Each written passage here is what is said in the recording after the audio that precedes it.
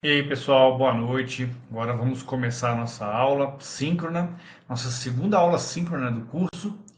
E hoje a gente vai retomar o que está sendo ensinado no conteúdo do AVA e qual foi o nosso caminhar até agora, como é que nós estamos e para onde vamos, né? Nessa parte de como nós estamos, eu vou precisar de bastante interação de vocês. Eu vou precisar que vocês aproveitem esse momento para tirar dúvidas e para me dar um feedback de saber como é que estão as aulas.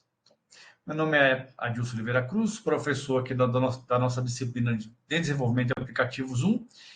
E eu não sei se vocês vão lembrar, mas na primeira aula eu falei um pouco como é que seria esse planejamento da disciplina e eu vou retomar isso para a gente ver como é que a gente está indo certinho, de acordo com o cronograma e abordando os assuntos, né?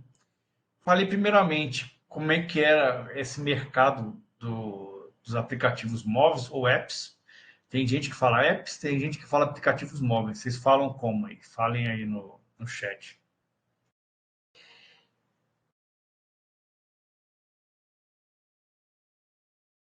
Todo mundo falando apps, então vou parar de falar aplicativos móveis.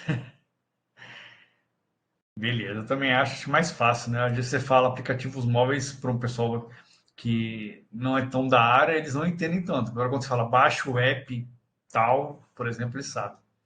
Bom, vocês vão se recordar, eu falei que essa disciplina de desenvolvimento de aplicativos móveis, ela é bem legal de aprender porque é tudo muito prático, mas a gente precisa ter uma teoria para nos embasar, né? Não adianta eu tentar ensinar vocês, por exemplo, como desenvolver utilizando um determinado tipo de sensor, sem vocês nem pararem para pensar o que é um sensor. Então, as primeiras aulas foram disso. Foram de, primeiro, mostrar como é que é o mercado mobile, mercado que não para de crescer e não para de inovar. Uma das grandes inovações dele, quando ele se lançou, foram os diversos tipos de sensores que vem em qualquer smartphone ou qualquer dispositivo smart, né? Mostrei também que a gente não está falando nessa disciplina só de smartphones. Tem os tablets, tem os smartwatches, tem as smart TVs. Você pode ser a pessoa que quase não usa tecnologia, você tem uma televisão smart em casa. Falei bastante dos sensores, depois que ficou bem detalhado alguns sensores, a gente passou para as outras partes. Teve algum sensor que vocês não conheciam e aprenderam durante as aulas? Talvez GPS é um sensor bem comum, né, de a gente saber, mas algum outro que vocês aprenderam que vocês não conheciam?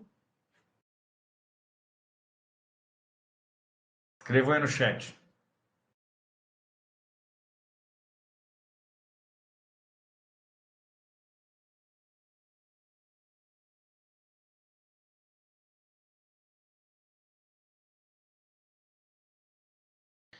Quem está escrevendo no chat, considerar que vocês estão dormindo. Vou passar a chamada, hein? Tô brincando. Bom, vou dar a minha experiência então. Quando comecei a usar smartphones, um dos grandes sensores que a gente tinha era o GPS, porque na época era raro ter GPS. Os primeiros iPhones, uma das grandes vantagens que eles tiveram foi o GPS real, que a gente chama. Antes a gente tinha um GPS simplificado, o AGPS. Um sensor mais moderno que eu acho muito maneiro é o Time of Flight, que é para ver esse tipo de localização mais bem feita. A gente usa, por exemplo, em aplicativos de redes sociais, quando tem algum tipo de filtro, ou para reconhecimento facial para bancos, né? Ele é bem importante para isso. Bom, saindo um pouco do hardware, indo para o software, mais especificamente nos sistemas operacionais, eu mostrei quais são os sistemas operacionais. Basicamente, o Android domina enormemente a fatia do mercado. Mostrei o iOS também. Ele tem uma segurança, uma estabilidade boa, tem uma base de usuários bem fiel e geralmente com maior poder aquisitivo. Tem outros também, mas esses outros eles estão correndo ainda. Mas é bom você ficarem sabendo, porque a gente nunca sabe o dia de amanhã, né? Qual é que vai ser o novo sistema operacional que vai fazer sucesso. Devido a essa diferença entre sistemas operacionais, a gente tem que tomar uma escolha na hora do desenvolvimento. que é o desenvolvimento híbrido ou nativo. O nativo é quando você desenvolve código especificamente para aquela plataforma, só para o Android ou só para o iOS, por exemplo, e o híbrido, onde você desenvolve e você geralmente usa códigos de terceiros para desenvolver de forma híbrida. Alguns sistemas conseguem exportar para nativo. O seu código é nativo, mas o executável é nativo. De qualquer maneira, ainda tem essa diferença de híbrido e nativo, e é bom vocês saberem essa diferença. E não é saber só por teoria, para saber a teoria. É realmente para saber na hora de escolher os tipos de mercado que vocês vão atacar, que vocês vão não atacar, mas vocês vão se deparar, né? Vocês podem perceber que no mercado, para aplicativos que estão chegando, que estão iniciando, às vezes ele só tem para uma plataforma. E às vezes é uma boa estratégia de mercado, né? Primeiro você ganha uma estabilidade, uma base de usuários bem solidificada naquela plataforma, depois você parte para outras, né? O Adriano falou aí você não imaginava essa grande variedade de sensores. Pois é. E se você pensar em smartwatches, por exemplo, que são os relógios, eles têm que ter mais sensores ainda, porque eles não têm tantas telas tão grandes, por exemplo, para você ter tipo de interação. Ainda assim, os sensores eles são mais focados, por exemplo, para aplicativos de saúde, etc. Bom, depois dessa parte teórica, a gente foi para o mão na massa, que é, primeiro, instalação do ambiente integrado de desenvolvimento, também chamado de IDE. Você já utilizava algum IDE nas outras disciplinas de desenvolvimento? IDE é um termo genérico, pessoal. Tem IDEs para diversos tipos de desenvolvimento. Para mobile, sei lá, para smart TVs, etc.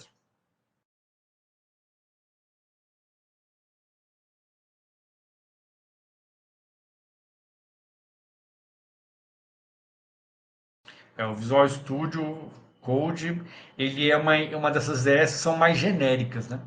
E ele ganhou muito espaço, porque, você vê, ele conseguiu juntar duas coisas que geralmente afastavam os desenvolvedores. Tinham aqueles desenvolvedores que eram os mais raiz, que utilizavam, às vezes, até uns editores de texto que eu espero que vocês nunca tenham ouvido falar, tipo VI, Emacs ou coisas do tipo, que não tem assim funcionalidade praticamente nenhuma, é só um editor de texto, nada mais. Para quem desenvolvia mais para linguagem de baixo nível, por exemplo, C, C++, isso era bem comum, foi a simplicidade. O Visual Studio ele é bem simples de você começar a trabalhar. Até a tela dele é simples. Agora, ele juntou coisas que ideias mais tradicionais e mais antigas tinham, que quando trabalhava com outros tipos de linguagem, o Eclipse ou o NetBeans, na época que dominavam, que tinha aquele montão de ferramentas e tinha aquele visual bem carregado, né? O Visual Studio Code ele conseguiu juntar um pouco dos dois e é muito bom. Já trabalhei bastante com ele. E ele, no nosso caso, já que a gente resolveu tomar a decisão de utilizar uma ideia para desenvolvimento Android. Alguns alunos eram perguntando, por que não iOS? Infelizmente, o iOS ele demanda muito mais, tem um custo muito maior para desenvolver. Você precisa ter um MacBook, você precisa ter um iPhone. Com o Android, e ele tem uma fatia menor de mercado. Como mostrei nas aulas anteriores, o Android ele tem essa fatia maior de mercado e tem essas ferramentas gratuitas, várias são livres, que a gente consegue trabalhar com elas. Mas o que importa mesmo são os conceitos. Tendo esses conceitos, vocês vão conseguir, por exemplo, talvez começar a desenvolver híbridos, se você quiser aprender. Ok? Bom, tendo o IDE instalado, algumas pessoas apresentaram alguns problemas de virtualização. O que é isso? Nossos computadores, o hardware, os softwares, eles praticamente, foca no praticamente, executam em cima do hardware. Tem o sistema operacional? Tem.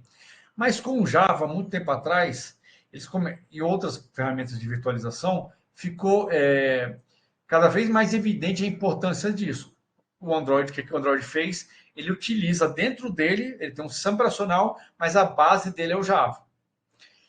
Por causa disso, quando a gente vai trabalhar com Android, a gente tem que trabalhar muito com virtualização. Uma das virtualizações que a gente tem que trabalhar é aquele emulador. O emulador, os mais puristas, eles não vão falar que emulador e software de virtualização é a mesma coisa. Mas, para o nosso caso, que dá para falar que são a mesma coisa. Eles utilizam esse hardware e algumas pessoas tiveram um erro na hora de executar através do AMD V e o Intel VTX. Eles têm essa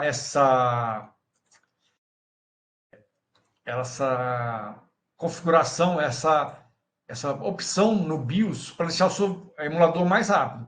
Se você não habilitar, vai funcionar? Vai funcionar. Não é um desempenho tão bom, mas vai funcionar. Vocês habilitaram aí no notebook de vocês? No desktop de vocês? O AMD-V para quem tem CPU AMD, o VTX da Intel para quem tem CPU da Intel. Responda no chat aí. Ah, já estava habilitado. O Brian falou que já estava habilitado. O Marcos habilitou. Beleza. Essa aula foi, acho que a aula mais genérica, porque isso aí varia de acordo com marca, modelo e se já veio habilitado ou não. Tem gente que já estava habilitado, não precisou fazer nada. Então não teve aquele errinho lá. Quem precisou habilitar não tem. Apesar de ser meio detalhista, o processo de executar, de habilitar isso aí, também não é nenhum bicho de sete cabeças. Só tem que tomar cuidado, principalmente quando estiver mexendo no BIOS. Né? Beleza. Tudo isso funcionando, eu fui lá para as primeiras partes. E vocês vão ver que as minhas aulas, quanto mais a gente vai avançando, mais vão ser práticas. A aula que vai entrar amanhã, tem meia hora só de parte prática. Eu sei que geralmente a gente tenta ter aulas mais curtas, de 10 minutos, etc. Só que vocês vão ver que o Android é uma ferramenta muito poderosa e com muitos recursos. Tanto que as disciplinas de desenvolvimento de aplicativos móveis foram divididas em três partes: 1, 2 e 3. Ainda assim, nessa primeira disciplina, a gente está vendo essa parte visual. Então, eu já comecei mostrando para vocês o que dá para vocês começarem a trabalhar, que são as activities, são as atividades que o Android tem para executar alguma funcionalidade. Os layouts, que é como o Android ele organiza visualmente os elementos. E falei um pouquinho do Gradle, que é essa parte que dá build, essa ferramenta que ajuda a carregar, por exemplo, dependência, etc. Mas o principal são as activities e o layout. As activities, eu vou entrar em detalhes daqui umas 2 ou 3 semanas, mais ou menos. Já o layout, ele é muito importante, pessoal. Essa aula que está amanhã, vocês têm que pegar, assistir ela, aprender tudo dela, e mesmo depois que vocês vão aprender, vocês vão ver que no final da aula, eu lancei um desafio para vocês. Criem novos aplicativos.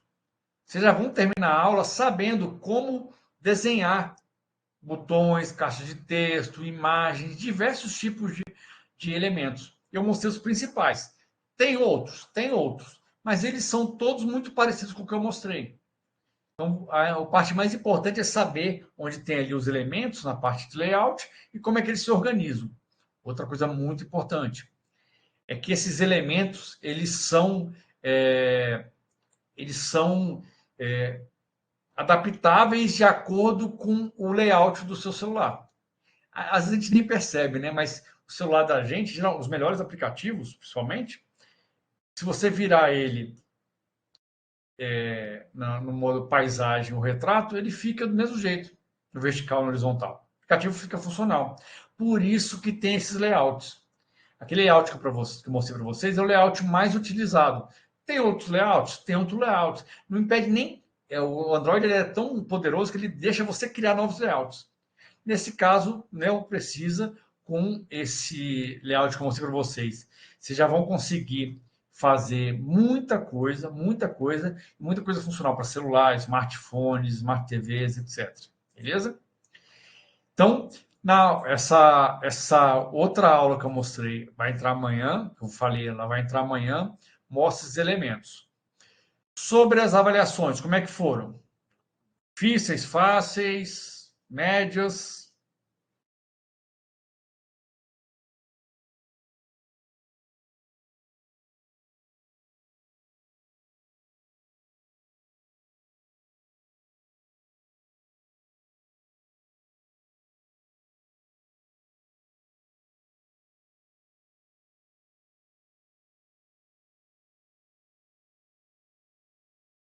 Tranquilo, né, Brian?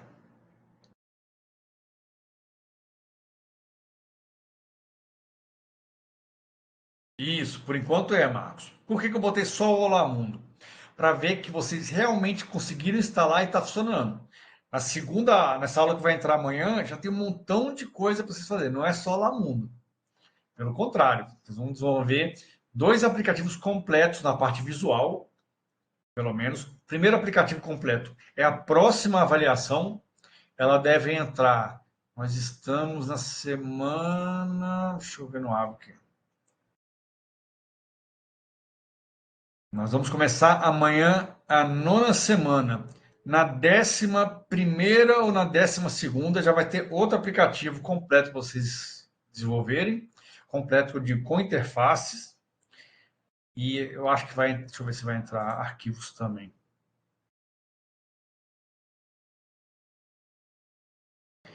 Ah, não, ó. 12ª já vai ter, já vão trabalhar com arquivos, com fotos. Então já vai dar para brincar bastante. E no final, vocês vão ter, vão avançar um pouquinho mais nesses arquivos e mexer com um pouquinho de outras opções. Arquivos, eles são bastante importantes agora, porque vocês ainda não estão trabalhando com bancos de dados dentro do Android. Mas, sabendo trabalhar com arquivos no Android, vocês vão conseguir trabalhar com bancos de dados tranquilamente.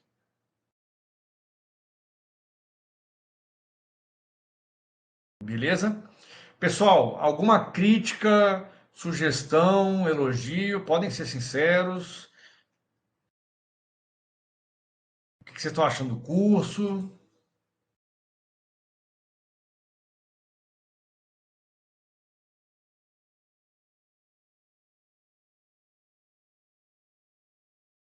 Ninguém está falando nada. Será que todo mundo está gostando?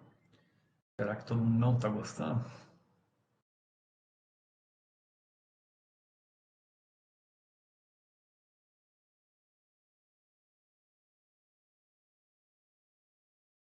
Pessoas digitando.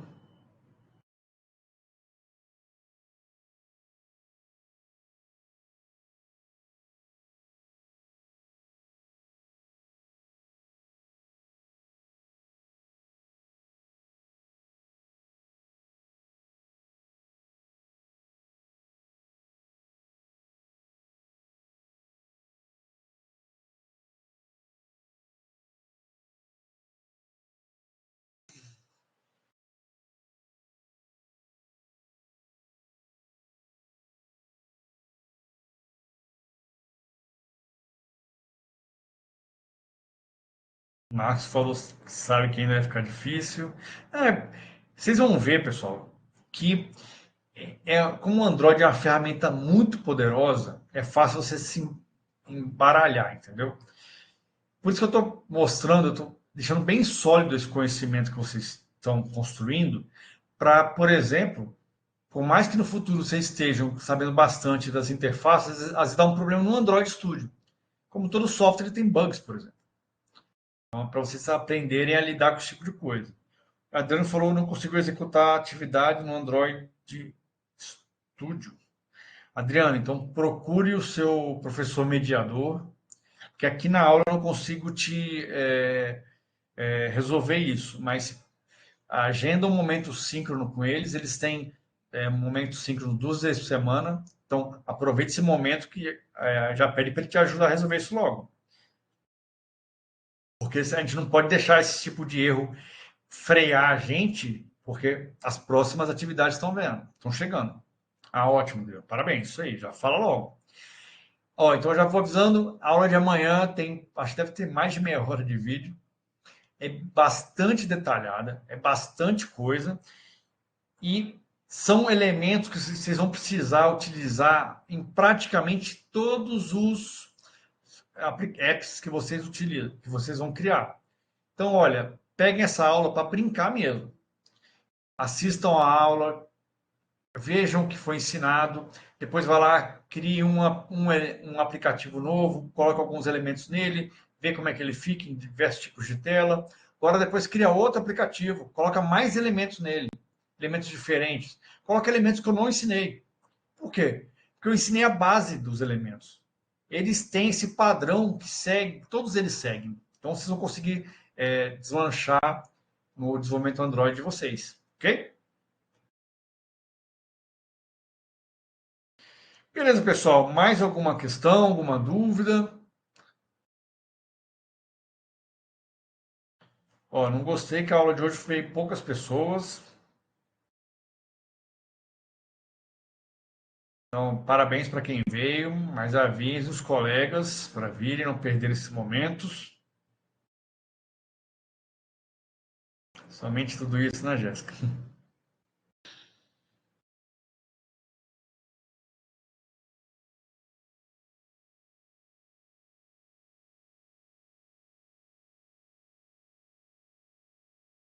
Isso aí, Thales. Isso aí. Bora para cima. Fé em Deus, vamos conseguir. Vamos mesmo. Fé em Deus.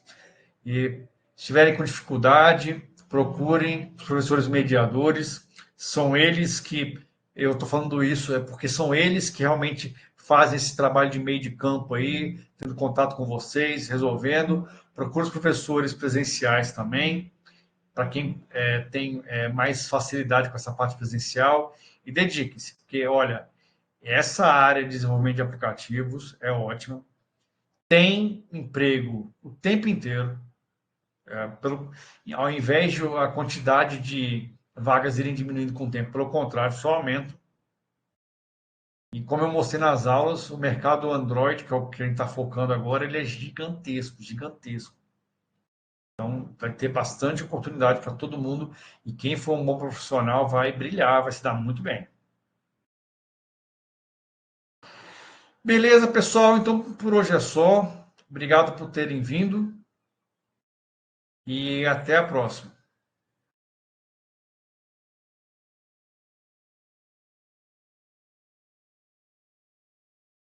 Tchau, pessoal. Boa noite.